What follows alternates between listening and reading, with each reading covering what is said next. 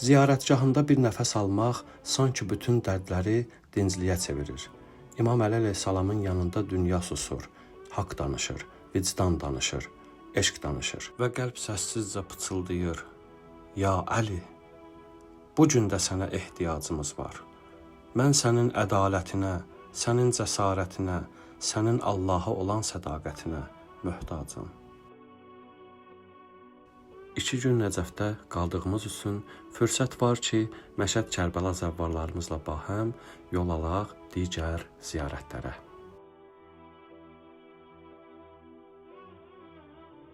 Nəcəfin Kufə şəhərində bir çox ziyarətlər vardır. Həzrəti İmam Əli əleyhissalamın evi, fəzilətlərlə dolu Kufə məscidi, Həzrəti İmam Əli əleyhissalamın zərbətləndiyi mehrab, Meysəm-i Təmmarın qəbri, İmam Hüseynin intiqamını alan Muxtar Səqəfinin, Müslüm İbni Əqilin və Haninin qəbirləri var. Birinci ziyarətimiz bu gördüyünüz könül oxşayan mənzərə Həzrəti Əli əleyhissalamın Kufədə yaşadığı evidir.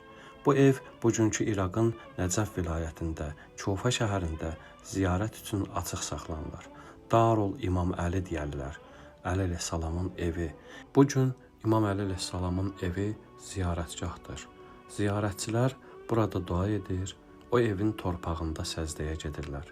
Çünki bu ev dünya malına göz dikməyən, Allahdan başqa heç kimə baş əyməyən bir insanın evidir. İmamın evində səssiz bir nur var. Düşünəndə ki, bu evdə Əli əleyhissalamın ayaqlarının izi var və övladları İmam Həsən, İmam Hüseyn, xanım Zeynəbin ayaq izləri var. Və düşünəndə ki, Həzrəti Əli əleyhissalam bu evdə şəhadətə yetişib, qəlblər titriyir. Çünki bu evin sakini insanlığın rəmzidir, Əli ibn Əbi Talib.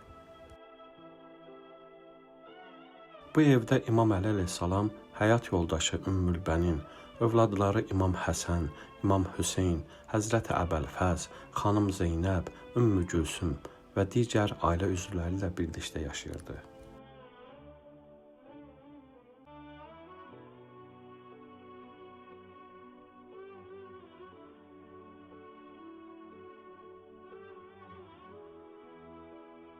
Gəldiyimiz növbəti ziyarət fəzilətlərlə dolu olan Kufə məscididir.